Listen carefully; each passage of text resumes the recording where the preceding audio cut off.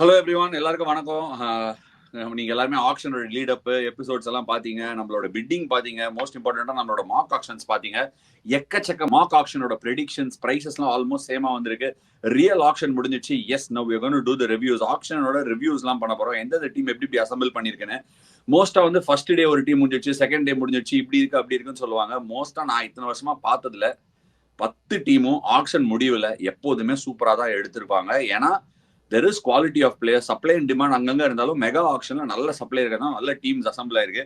நான் ரிவ்யூ பார்த்துட்டு இருக்கும்போது ஆல்மோஸ்ட் எல்லா டீமே நல்லா வந்திருக்கு. இன்னைக்கு நம்ம ஃபர்ஸ்ட் ரிவ்யூ டெல்லி கேபிட்டல்ஸோட ரிவ்யூ பார்க்க போறோம். பீடாக் நம்ம ஜாயின் பண்றாரு. PDogg once again thank you so much for joining. ஏன்னா ஏர்லி மார்னிங் ஜாயின் பண்ணிருக்கீங்க. கயானால இருக்கீங்க போல இருக்கு. ஏதோ டோர்னமெண்ட்டுக்கு என்ன நடக்குதுங்க? ஏதோ ஒரு குளோபல் சூப்பர் லீக் அப்படின்னு ஒன்று நடக்குது. அதனால இங்கே வந்திருக்கோம். 6 மணிக்கு எழுந்து உங்களோட ஷோ பண்ணிட்டு இருக்கேன். வியூவர்ஸை டிசப்பாயிண்ட் பண்ண முடியுமா? பாத்தியா என்ன ஒரு கமிட்மெண்ட் பாரு. 6 மணிக்கு எழுந்து பண்றாராம் வியூவர்ஸுக்கு. பீடாக் இன்னைக்கு நம்ம டெல்லி கேபிட்டல்ஸ் பத்தி பார்க்க போறோம். நம்ம மார்க் ஆக்ஷன்லயே வந்து பிரவீன் சார் தான் டீம் எடுத்தாரு டெல்லி கேபிட்டல்ஸுக்கு. அப்ப எடுத்த போதே வந்து கேஎல் ராகுல் தான் எடுத்தாங்க. அவங்க கேஎல் ராகுல் டெல்லி கேபிட்டல்ஸ் திருப்பி எடுத்திருக்காங்க. முந்தின நாள் என்கிட்ட கேட்டார். அப்போ நான் சொன்னேன் கேஎல்ட்ட பர்த் டெஸ்ட் மேட்ச் போது, on that note coming back, Perth test match what an excellent victory, unbelievable victory. என்ன மச்சி? அதுக்கு முன்னாடி 2015 எப்படி போனானோ கபாலி, அதே மாதிரி கபாலியா 2024 திரும்பி வந்து மஞ்ச சொக்கா போட போறான் அப்படின்ற மாதிரி எல்லாரும் எதிர்பார்த்தாங்க. It's not about that. உங்களுக்கும் வந்துட்டு இந்த ஹோம் கம்மிங் அப்படி அதான் நம்ம நிறைய பாயிண்ட்ஸ் டிஸ்கஸ் பண்ணோம். சம்டைம்ஸ் ஒரு லெவலுக்கு மேல வேற எதுவுமே வந்துட்டு உங்களுக்கு தெரியாது. மனசுல இருக்கிறது வெளியில வரணும். அந்த மனசுல இருக்கிறது வெளியில வர்றது உங்களுக்கு என்னன்னா, you want to play for CSK, that you can't deny it and the fans can't deny it. இதுல ஒரு தீபாவளி கொண்டாட்டம் மாதிரி உங்களுக்கு சோசியல் மீடியால 9.75 crores சிஎஸ்கே எடுத்த ஒண்ணு ட்விட்டர் பூகம்பமா வெடிச்சுது. உங்களுக்கும் சரி சிஎஸ்கேக்கும் சரி நல்வாழ்த்துக்கள் என்னோட சைட்ல இருந்து, கயானால இருந்து. Congratulations first of all for that. Thanks PDogg. எனக்கு வந்து சிஎஸ்கே பிட்டிங் போட ஆரம்பிச்சாங்க. லாஸ்ட் ஆக்ஷன் நம்ம பேசணும்னு நினைக்கிறேன். லாஸ்ட் ஆக்ஷன் வந்து ராஜஸ்தான் ராயல்ஸ் 5லயே எங்கேயோ போய் நிறுத்தினாங்க. ஆக்ஷன் நிறுத்தும் போது நான் நினைச்சேன் சிஎஸ்கேவே ஏதோ பேசினாங்க, ஐயோ போட போறாங்கன்னு நினைச்சேன். போடல. நமக்கு எப்பவுமே அந்த ஒரு ஏக்கம் இருக்கும். சரி நம்ம சிஎஸ்கேக்கு விளையாடுறோம் அப்படின்னு. கடைசியா வந்து 2015, அதுக்கப்புறம் நான் கிங்ஸ் போனேன். ஒரு வருஷம் 2 வருஷம் ஆர்பிஎஸ்ஜி விளையாடினேன் நீ இருந்தப்போ. அதுக்கப்புறம் கிங்ஸ்ல இருந்து டெல்லி போனேன். டெல்லில இருந்து RR.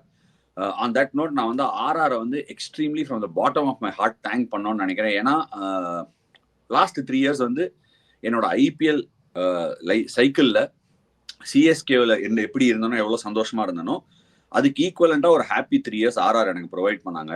And most importantly RR எப்படி பிட் பண்ணாங்க அப்படிங்கிறது வந்து எனக்கு ரொம்ப ஹார்ட் வார்மிங்கா இருந்தது பாக்குறதுக்கே. ஜுபினா இருக்கட்டும், மனோஜ் பதாலையா இருக்கட்டும், டீம் ஓனர் ராகுல் பாயா இருக்கட்டும், விடாம எனக்கு தெரிஞ்சது அவங்க பிட்டிங் பண்ணும் போதே அவங்களோட பிட்டிங் முடிஞ்சிருச்சு. ஐ திங்க் 8.59 தான் பட்ஜெட் வச்சிருந்திருப்பாங்க நான் நினைக்கிறேன். அங்கேயே க்ளோஸ் ஆயிடுச்சு. ஆனா அந்த எக்ஸ்ட்ரா பிட் போட்டாங்க. ஒரு கிரிக்கெட்டரா நம்ம எதுக்கு வாழறோம் தெரியும்ல. நம்ம கிரிக்கெட்டரா வந்து அந்த பைசாக்கு of course there is a pay cheque. இப்போ ரீசெண்டா ஹர்ஷா புக்லே கூட சொல்லியிருந்தாரு, there is a pay cheque, there is money. But after point of time money கிடையாது. நம்ம ஒரு டீமுக்கு விளையாடுறோம், அந்த டீம் நம்மளை எப்படி வேல்யூ பண்றாங்க, அந்த இடத்துல நம்மளை எப்படி வேல்யூ பண்றாங்கிறது ரொம்ப கிரிட்டிக்கலா பாக்குறேன். நான் எல்லாருக்காகவும் பேசல, எனக்கு அது ரொம்ப இம்பார்ட்டன்டான ஒரு விஷயம். அந்த விதத்துல பார்க்கும்போது அவங்க பிட் பண்ணது, அதுக்கப்புறம் பிட் பண்ணி முடிச்சு தோத்ததுக்கு அப்புறம் அவங்க எல்லாரும் வரிசையா மெசேஜ் அனுப்பிச்சாங்க, நாங்க ரொம்ப ட்ரை பண்ணோம், நீ உங்களை ரொம்ப மிஸ் பண்ணுவோம் அப்படின்னு சொல்லி மெசேஜ் அனுப்பிச்சாங்க. I want to thank them from the bottom of my heart. எனக்கு அதோட இன்னும் ஒன் டாப்ஸ் என்ன அப்படின்னா, நம்ம எல்லாருமே வந்து ஒரு கரியரை ஃபினிஷ் பண்ணும் போதோ, ஒரு ஃபேரி டேல் ஃபினிஷ் அப்படின்னு நினைக்கிறோமோ இல்லையோ, எல்லாருக்கும் அமைஞ்சிடுறது இல்லை.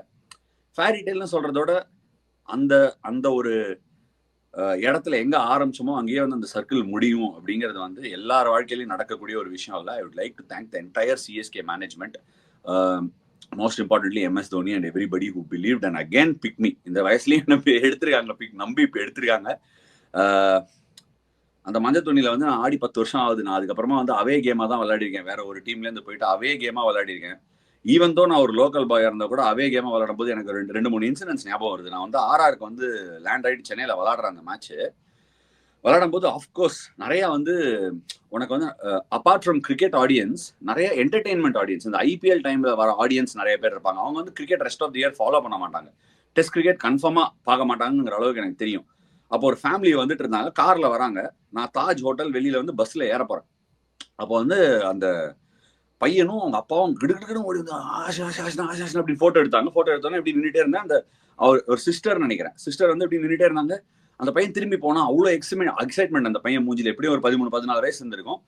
அவனோட சிஸ்டர் வந்து இருக்கும், சிமிலர் ஏஜா இருக்கும்னு நினைக்கிறேன். ஐ கான்ட் ரியலி இது. அந்த பொண்ணு யாரு யாரு அவரு யாரு யாரு அப்படின்னு அந்த பையன் சொல்றான், அஸ்வின் நம்ம ஊர் பிளேயரு, லெஜெண்ட் அவர், அப்படி இப்படி அந்த பையன் ஏதோ சொல்லிட்டே இருக்கான். அந்த பொண்ணு வந்து ஓ அப்படியா, சிஎஸ்கே இல்லையா அப்படின்னு கேட்டாங்க.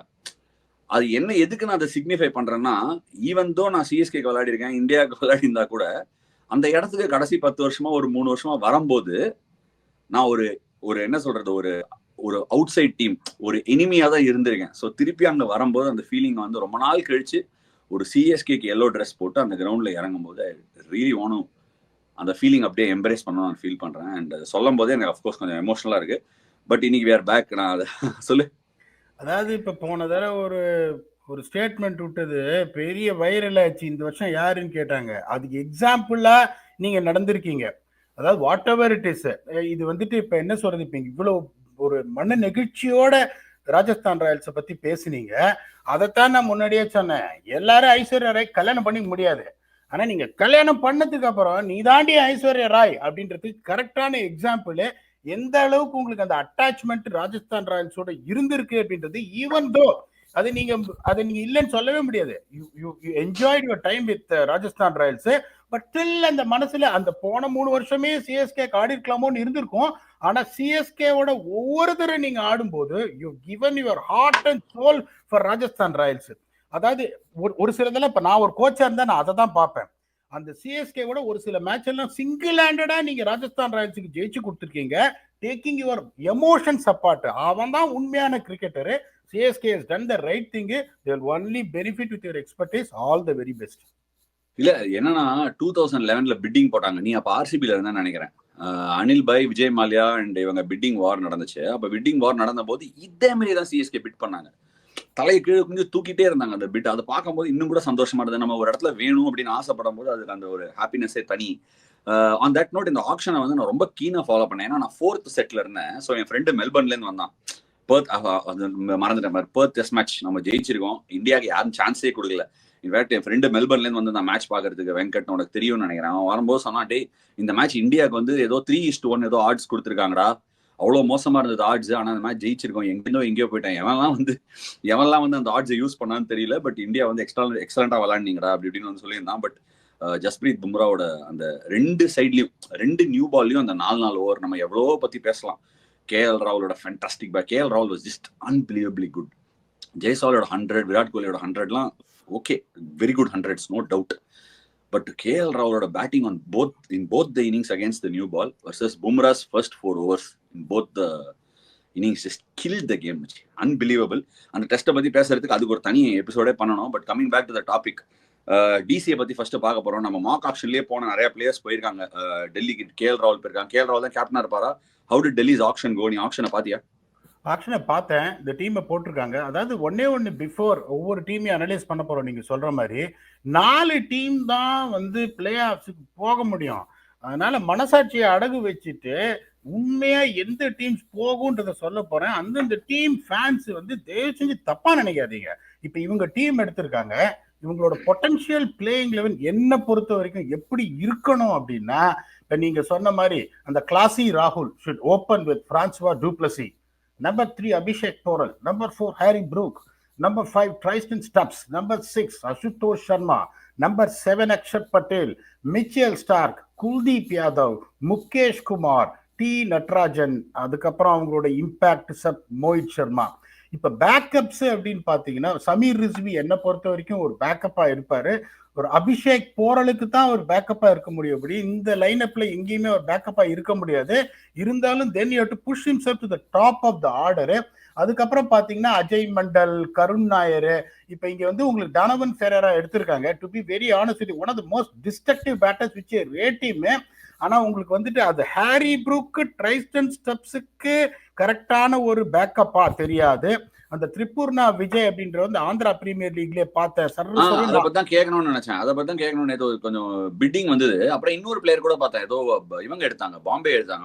அவரும் ஆந்திரா பிளேயர். சத்யநாராயண ராஜு சொல்றேன். சத்யநாராயண ஏன்னா ஏபிஎல் நான் ஃபுல்லா இருந்தேன். இந்த திருப்பூர்னா விஜய் பாத்தீங்கன்னா இந்த டைட்டா போடு, பெருசா திருப்பலாம் மாட்டாரு, பட் வந்து டைட்டா போடுவாரு. பேட்டிங் ஆடக்கூடிய கெப்பாசிட்டியும் இருக்கு.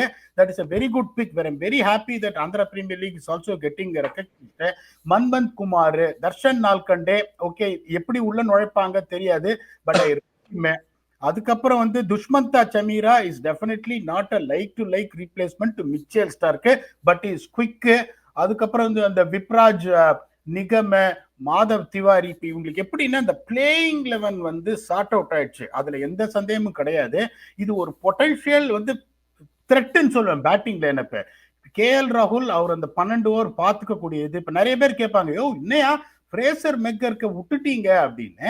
அப்படி கேட்கறவங்களுக்கு என்ன சொல்றேன்னா, தில்லிக்கு ராஜானாலும் கேபிட்டல் சொல்ல தட்டாதே, மெக்கருக்கு அடி உண்டு, ஃபாஃபுக்கு அறி உண்டு, அடியில அறிவுல மறக்காதே, தில்லிக்கு கேபிட்டல்ஸ்னாலும் ராஜா சொல்ல தட்டாதே. அந்த ராஜான்றவர் Faf du Plessis, correct. Fraser McGurk was extremely destructive last year, அதை நான் இல்லைன்னு சொல்லல. இப்ப இவங்க எப்படி ஓபன் பண்ணணும் அப்படின்னா, ஃபாஃப் மாதிரி ஒரு ஆள் எப்படின்னா ஃபெயிலியர்னா 450 இருந்து 500 ரன் அடிச்சிருவாரு. கேஎல் ராகுல் ஃபெயிலியர்னா 450 இருந்து 500 ரன் அடிச்சிருவாரு. இந்த மாதிரி ஒரு 2 கடோத்கஜனை நீங்க மேல வச்சுக்கிட்டீங்கன்னா, அபிஷேக் பொருள் is just growing in stature. என்ன பொறுத்த வரைக்கும் ப்ரூக்குக்கு அந்த டெல்லியில படும், அந்த மாதிரி ஒரு பிச்சை கொடுத்தா அடி நொறுக்கிடுவாரு.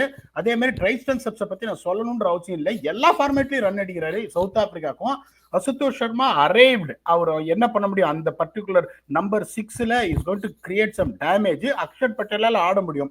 போலிங்க பாருங்க, மிச்சேல் ஸ்டார்க், நான் அவரை கிரிட்டிசைஸ் பண்ணேன், அதுல எந்த சந்தேகமும் கிடையாது. ஆனா அவர் லெஜெண்ட் அப்படின்றத எல்லாரும் ஒத்துக்கிட்டே ஆகணும், அதுல சந்தேகமே கிடையாது.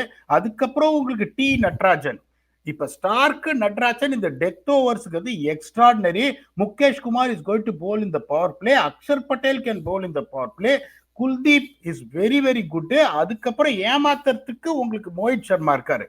அப்படிங்கும் போது இந்த டீம் வந்து என்னை பொறுத்த வரைக்கும் இந்த ஸ்டார்டிங் 11 அப்படிங்கிறது ஒரு பயங்கர ஃபோர்ஸா தெரியுது. உங்களோட லாங்குவேஜ்ல பவர் ஹவுஸா இருக்காங்க என்னை பொறுத்த வரைக்கும். ஆனா வந்துட்டு உங்களுக்கு பெஸ்ட் பை, இப்ப நீங்க கேட்பீங்க இப்ப பெஸ்ட் பை யாரு அப்படின்னு கேட்டீங்கன்னா, என்ன பொறுத்த வரைக்கும் 2 கோடிக்கு ஃபாஃப் டு பிளஸி எடுத்தது ஒரு மிகப்பெரிய ஸ்டீலு.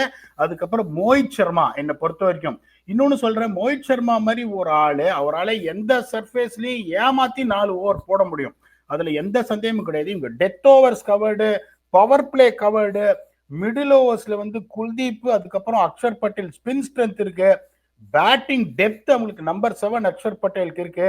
ஒரு நல்ல டீம் இவங்க டெஃபினட்டா செட் பண்ணிருக்காங்க. 67 of 100 பிளே ஆஃப்ஸ் போவாங்களா தெரியாது. என்ன பொறுத்த வரைக்கும் they are going to finish at number 5.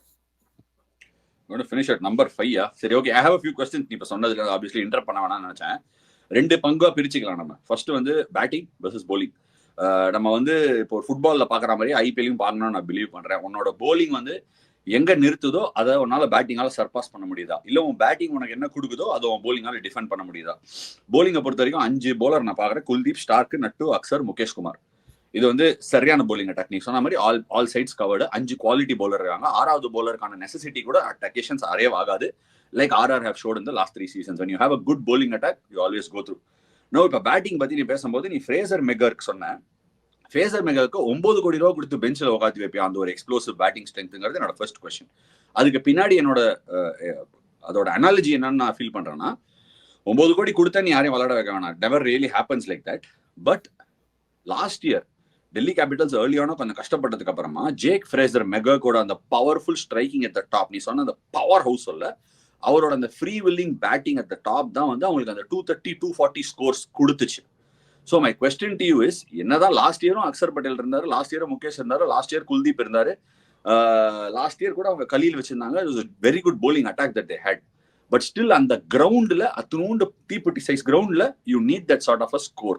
அந்த ஸ்கோர் அடிக்கிறதுக்கு நீ வந்து Francois du Plessis outstanding player, isn't still மெக்கர்க்கு an absolute necessity in that team அப்படிங்கிறது தான் என்னோட கொஸ்டின்.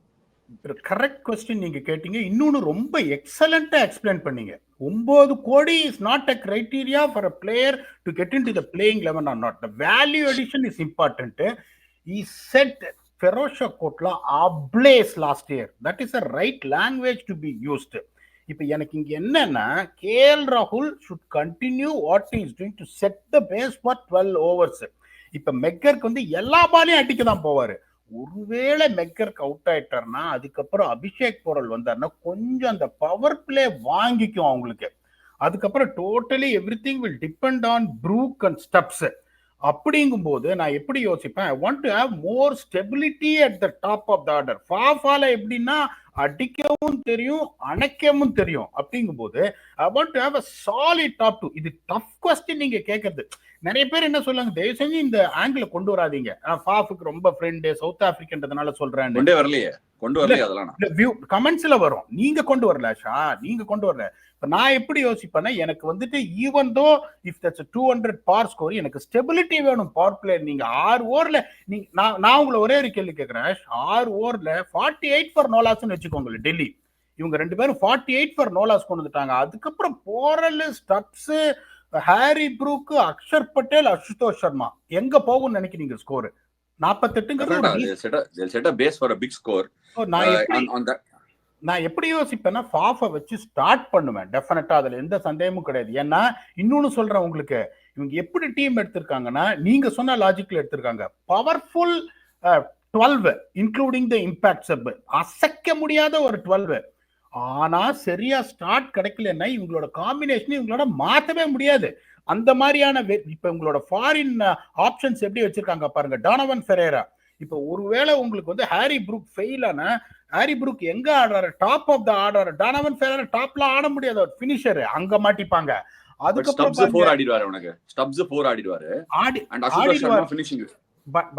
அதான் நான் சொல்லனே. இப்ப நீங்க வந்து இந்த ரீப்ளேஸ்மெண்ட் பாத்தீங்கன்னா, Donovan Ferreira is definitely not a replacement for Harry Brook.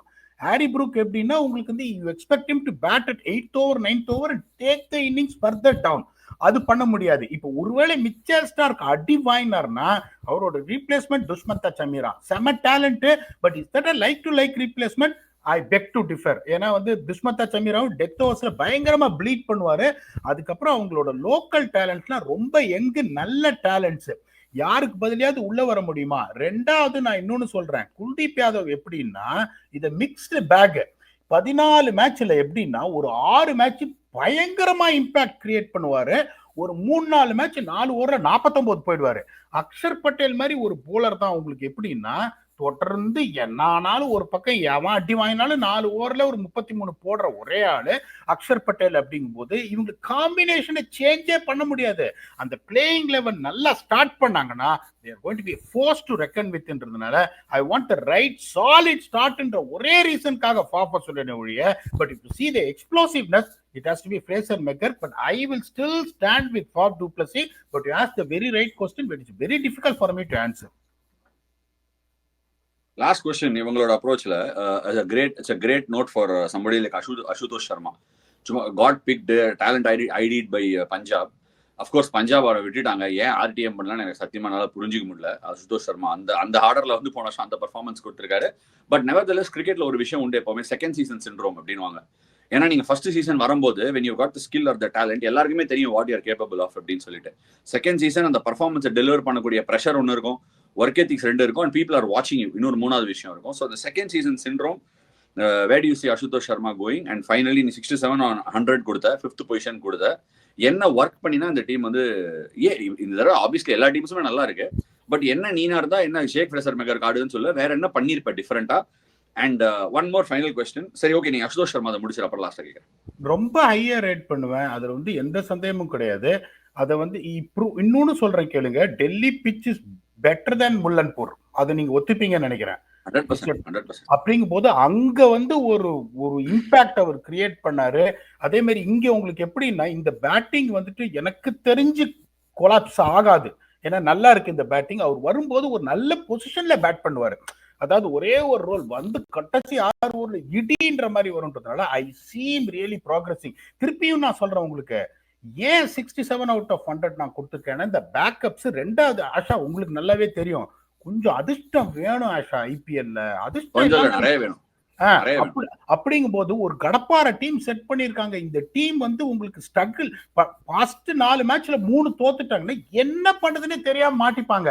இப்ப நீங்க இந்த 12 உங்களுக்கு ஒர்க் அவுட் ஆச்சுன்னா டெஃபினட்டா சான்ஸ் இருக்கு உங்களுக்கு பிளே ஆஃப் போறதுக்கு. இன்னொரு கேள்வி, who is going to lead the side? அதான் நம்ம பிரஷ் பண்ணவே இல்ல. யாரு சார்? கேஎல் ராகுல் எல்லாரும் சொல்றாங்க.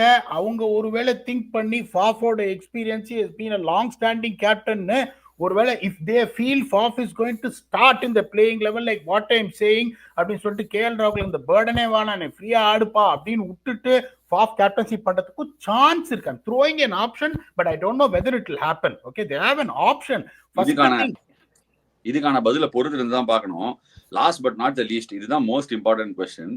டெல்லி கேபிட்டல்ஸ் டேபிள் யாரெல்லாம் உட்காந்துருந்தாங்கன்னு பார்த்தோன்னா சௌரவ் கங்குலி, பார்த் ஜிண்டல், கிரண் அவர் உட்காந்துருந்தார், ஜிஎம்ஆர், அப்புறம் 2 அனலிஸ்ட் உட்காந்துருந்தாங்க. வேணுகோபால் ராவ் இருந்தாரு, ஹேமந்த் கோதானி இருந்தாரு.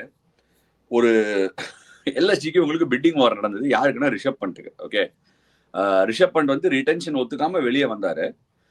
20 odd crores போய் நின்றுச்சு, சிக்கிச்சு ஆக்ஷன். சிக்கின உடனே டெல்லி என்ன பண்ணாங்க, ஆர்டிஎம் எடுத்தாங்க. என்னால வந்து ஒரு செகண்டுக்கு வந்து நான் யோசிச்சு கூட பார்க்க முடியல. டிஎன்பி ஆக்ஷன்ல எல்லா ஆக்ஷன்லாம் உட்காந்துருக்கேன். அப்ப இவங்க ஆர்டிஎம் பண்ண உடனே எனக்கு ஃபர்ஸ்ட் தாட் என்ன வந்தது தெரியுமா, கொடுத்துடணும் அப்படின்னு தோணுச்சு.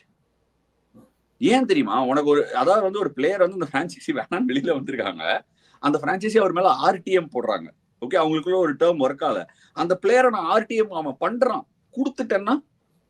பட் ஆனா என்ன பண்ணாரு இவர் சஞ்சீவ் எல்எஸ்ஜில 7 crores ஹைக் பண்ணி 27 crores போட்டு அவர் எடுத்துட்டாரு. அஃப்கோர்ஸ் இட் ஷோட் ரிஷப் பண்டோட கிளாஸ், அவர் பேட்டிங் அங்கெல்லாம் நான் போல. இது வந்து it is a question of dynamics in a team.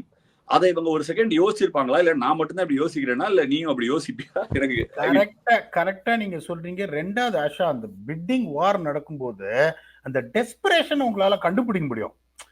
இப்ப ஒரு சிலர்ல எப்படின்னா, அவர் 27 crores போட்ட உடனே நீ கங்குலியோட க்ளோஸ் அப் பாத்துருக்கணும். நீ அப்படி அதாவது வந்து அப்படி ஒரு அபரிவிதமான ஒரு, அதான் என்ன சொல்றது, நான் டாக்டிக்கலா நான் எப்படி பண்ணேன் பாரு அப்படிங்கிற மாதிரி ஒரு செலிப்ரேஷன் பண்ணாங்க அவங்க.